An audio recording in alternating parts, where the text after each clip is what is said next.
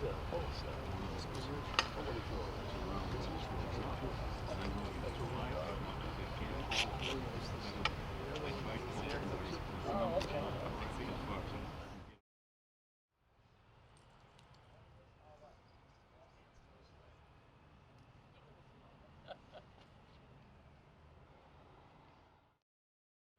morning, everybody.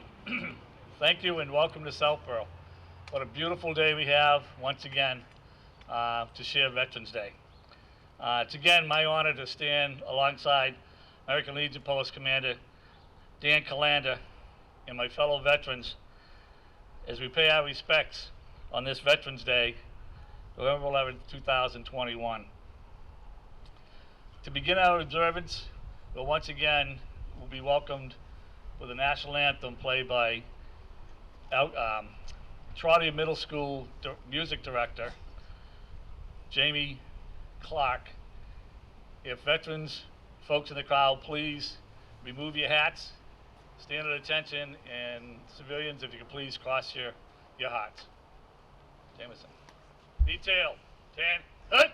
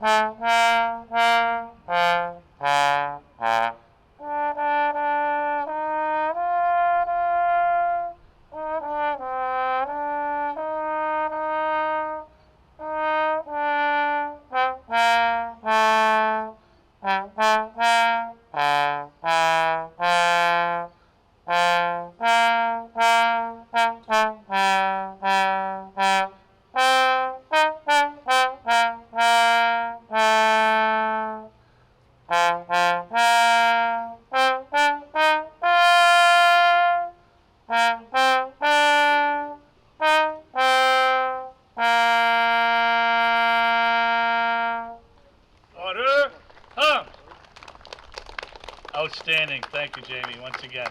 Thank you very much. Last year, when we came to Veterans Day, we didn't have the band from Algonquin or Trotter because of the situation, everybody knows. And Jamie stepped forward, and I kind of like the tradition, so you may be locked into this for a while. Thank you, sir. Again, thank you, residents, family, friends who joined us today on November 11th. Special thanks to the Scouts of Troop 1, Troop 92, and 823? Got it. And all the Cub Scouts and students that are with us today. This is a spectacular crowd. We thank you very much for being here.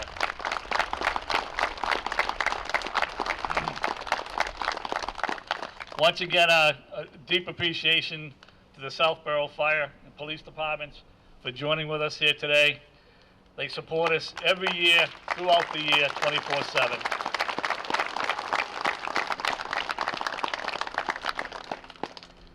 Our deepest appreciation to the Fanner family for their ongoing dedication to maintain and landscape around the All Wars Memorial to make it look so great. Thank you, Bonnie and Peter, and to your family. I want to throw a special thanks out there this year to Justin from J&J Landscaping. He contacted me 3 times within the last 24 hours with the assistance of the Fanners to make sure that the common was cleaned up and it was looking fantastic. So it's all those little things that make days like today special. So Justin, if you're out there somewhere, thank you.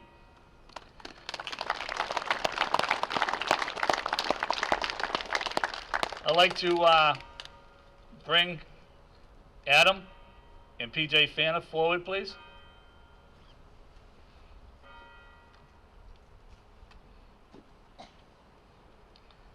I'm going to turn to Colonel Calander to take over this part of the ceremony.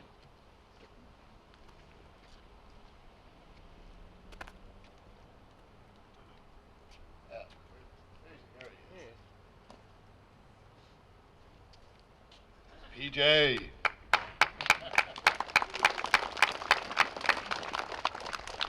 Adam and PJ, thank you for joining us up here.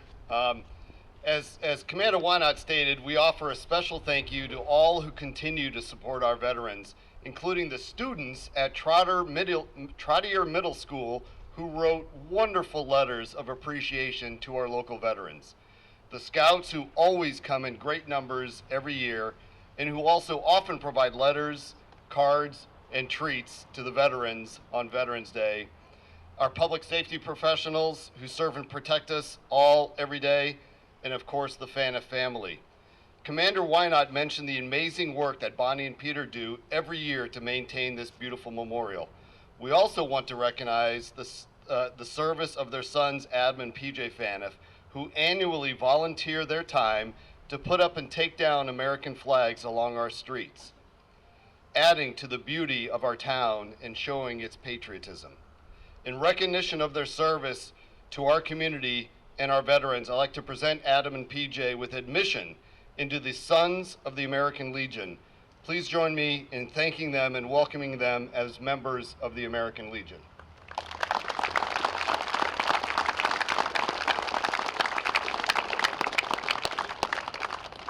Let me add to that. It is through all this construction that I'm sure everybody has seen, in trying to manipulate or coordinate or work with Verizon, National Grid, and whoever has all these lines and everything hanging overhead. These gentlemen, on a moment's notice, 3 times in the last month, have taken the flags down, moved them, put them back up, especially to make sure that we had them here for today. So, guys, you know how much I appreciate you. Thank you very much.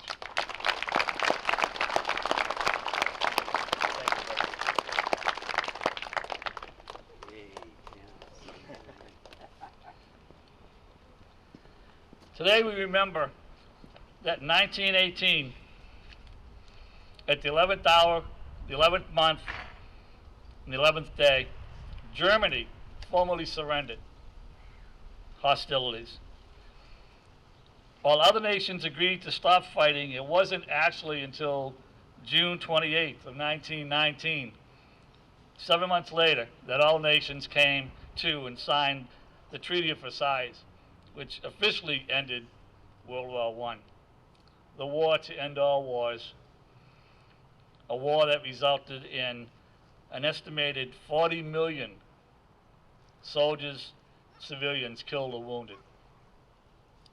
For the days of the American Revolution, between the states, World War I, World War II, Korea, Vietnam, the global war on terrorism, and there's so many other unknown conflicts and skirmishes that this country has endured, thousands of men and women from this small town of Southborough have answered the call.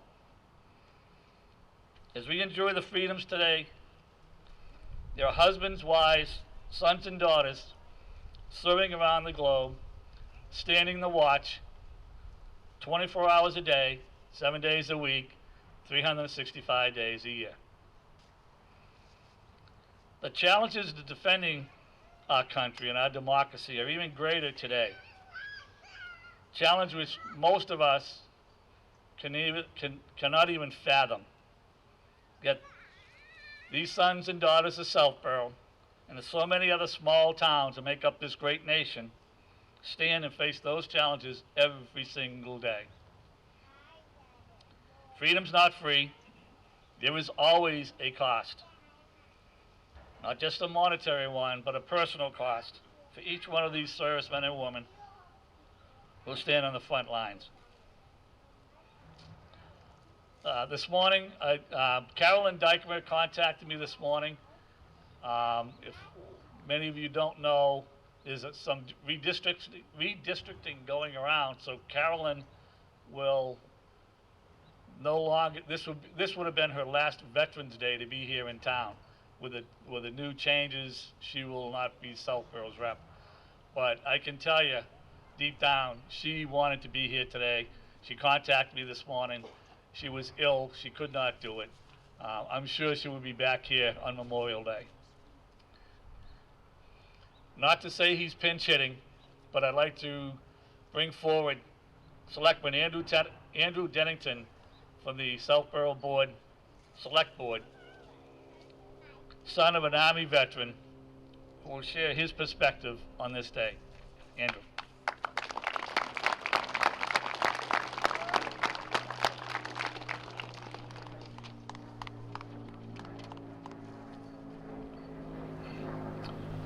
Good morning, everyone. So today there are Veterans Day observances that are taking place all over our country. And I'm proud that our own town's observance takes place right here, as it traditionally does, on our town common at our All Wars Memorial. In the past 2 years, we've completed a lot of work that's enhanced and beautified our town center, as you can see here today on this beautiful morning. And we're very fortunate that our town common before us features monuments to Southborough's Revolutionary War veterans of the 18th century, our Civil War veterans of the 19th century, and this monument to veterans of all wars, including the most recent conflicts of the 20th and 21st centuries. And this serves as a powerful visual reminder that the sacrifice and service of Southborough's veterans is central to our town's history and is part of an honorable tradition that has continued over 4 centuries. The honor roll on this monument lists the names of the Southborough citizens who most recently have served during the 2 world wars, Korea, Vietnam, and during the wars in Iraq and Afghanistan. In reviewing it earlier this morning, I was particularly struck by how many familiar Southborough family names I recognize as family names of people who are still leaders in our present community. And to me, that's a sign of how the past military service of our veterans and their continued patriotism at home inspires all of us and renews our commitment to community and strengthens our faith in self-government. So these 3 monuments on our town common are not just living markers, are not just historical markers of past conflicts, but they are living monuments that honor our country's democracy. From its inception, our country's experiment in self-government has been dependent upon the patriotism of individual men and women who have served our country in its armed forces. And that's one of the many reasons that we pause here today on November 11th to honor our country's veterans. So on behalf of the Southborough Select Board, I want to thank Commander Wynot and Commander Kalenda for their continued leadership in our veterans community. I want to thank my dad, who's here, and he was a veteran of the U.S. Army in Vietnam. And on behalf of our whole town, I want to express our deep gratitude and appreciation for all of Southborough's veterans, both living and deceased. Thank you.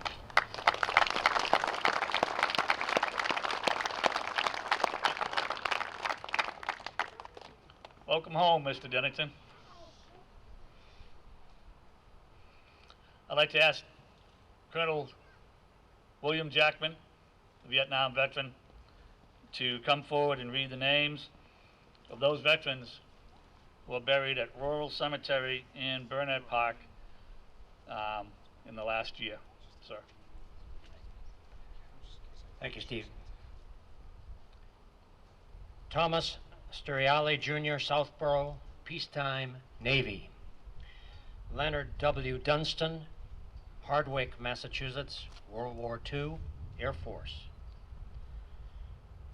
Ridio A. Bartolini, Southborough, World War II, Marines.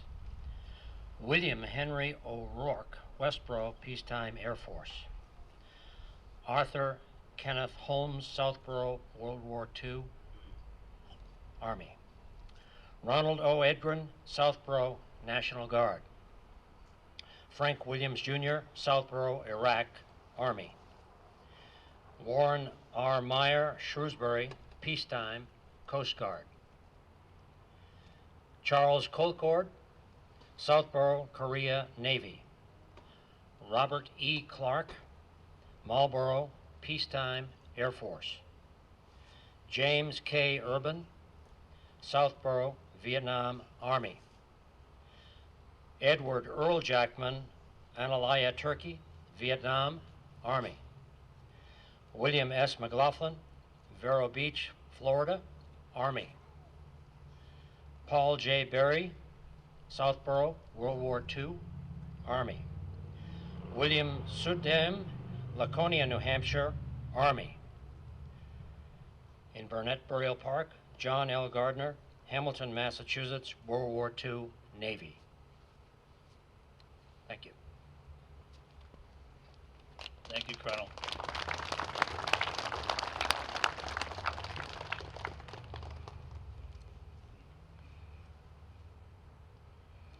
During World War I, the United States suffered more than 37,000 killed in action and another 20,000 who died of non-direct combat injuries and or sickness.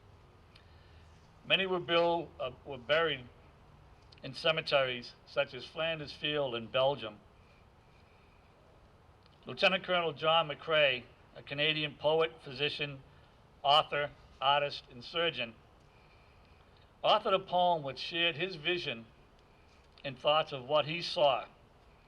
Crosses and stars marking the graves of thousands of those killed in actions in France and Western Belgium. As tradition, and as always, I welcome Ray Minucci to present us with the poem In Flanders Fields.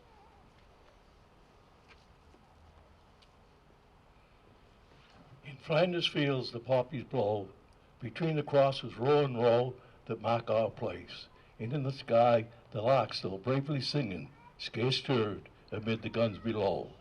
We are the dead. Short days ago we lived, felt dawn, saw sunset glow, loved and were loved, and now we lie in Flanders fields. Take up our quarrel with our foe. To you, from fallen hands, we throw the torch. Be yours to hold it high. If you break faith with us who die, we shall not sleep, though poppies blow in Flanders fields. Thank you.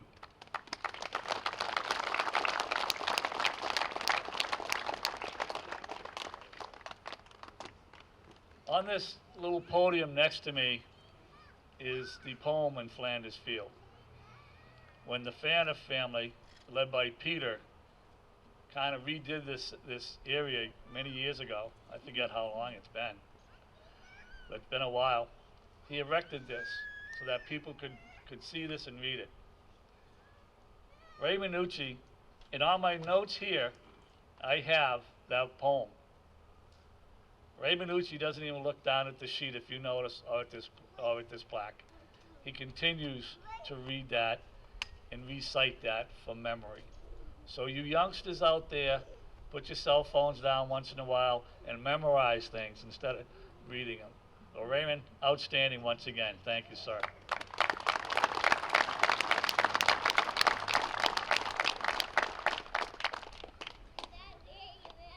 There are many awards, medals, and ribbons that we as members and former members of the military are honored to display.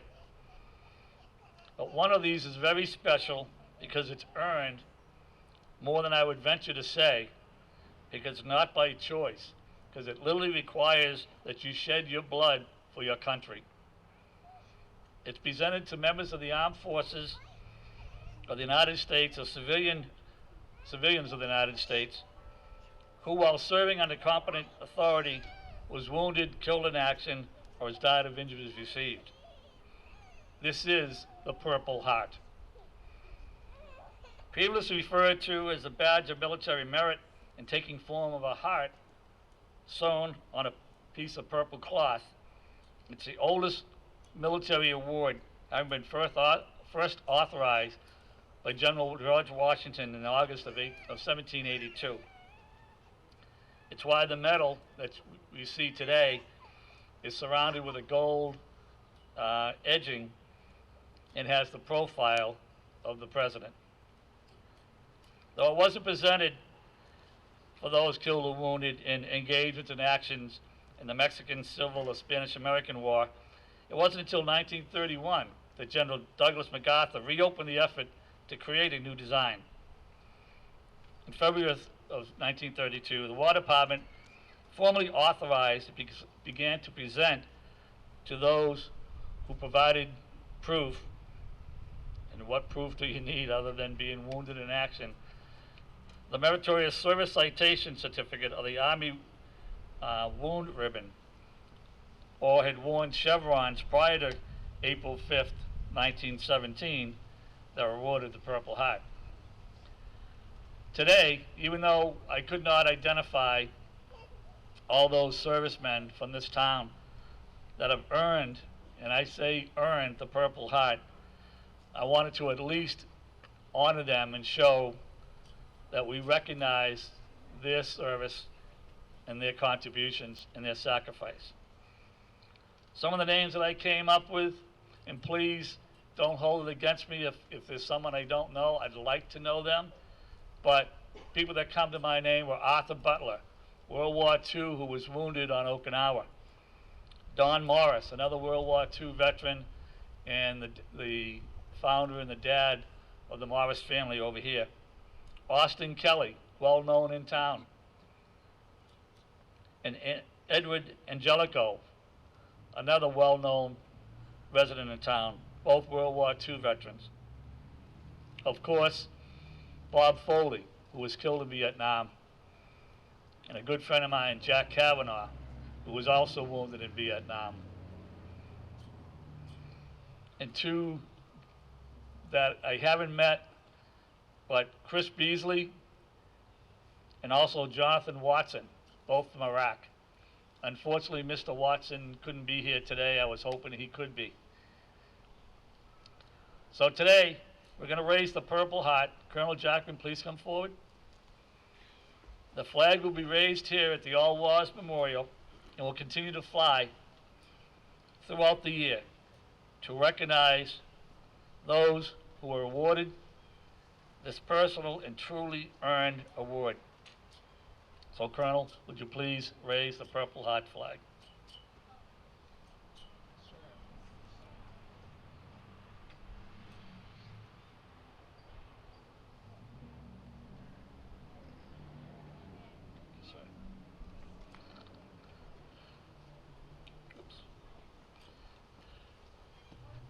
I had hoped to have Southborough recognized as a Purple Heart community, but in my research, unfortunately, that organization that was driving that effort throughout the country has kind of came upon hard times. So at least this flag will fly, and it'll show people, and people will have questions about what's that purple flag. That's what it is. Maybe they stop and look at it and think. On the memorial here are the sons and daughters who served in World War I, II, Korea, Vietnam, Iraq, and Afghanistan. In the center are the names of those who gave the ultimate sacrifice. From World War II, Leo L. Bagley. From World War I apologize. From World War II, Charles Davis, Raymond Gould, F.C. Hunt, John McNeil, Henry Stevens, Harold Fay, Frank Harris, Joseph P. Janiak, Robert Renault, and Hale Very. And the last name that's on this memorial in the center, and I hope it remains the last name that this town has to sacrifice, is Robert R. Foley, who was killed on this date in 1968 in Vietnam. It is our duty as veterans and as residents who live in this community and in this country to do our part to see that the principles that these men gave their lives for are not forgotten, and these men will be remembered. As always, the Foley family, Jim and Leslie, are here once again. Thank you for being here.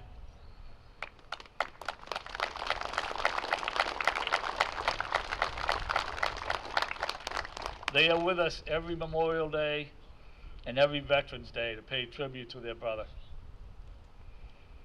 We will not forget those that make the ultimate sacrifice.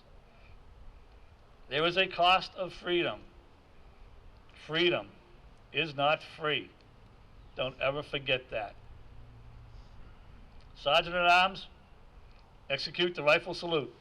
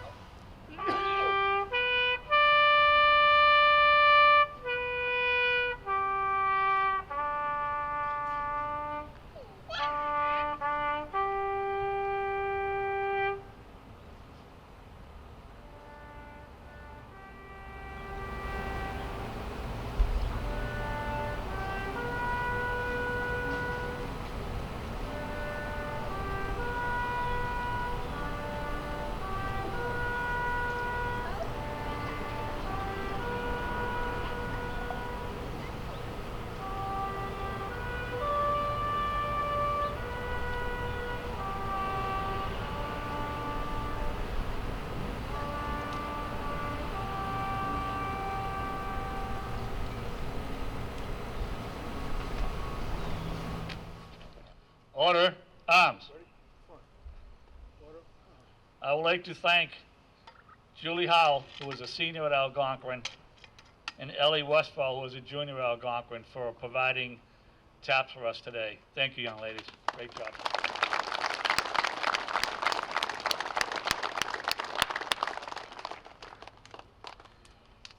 Thank you, everyone. That concludes our ceremony for today. Speaking for the veterans, we deeply appreciate the crowd and some new faces of veterans that are with us here today. Once again, remember, freedom is not free. As you step away from here and you go about your business, there's men and women that are serving this country that are here to protect us. And they're out there 24/7. Remember them every day. Remember those that came before them. So with that, thank you very much. Have a great afternoon.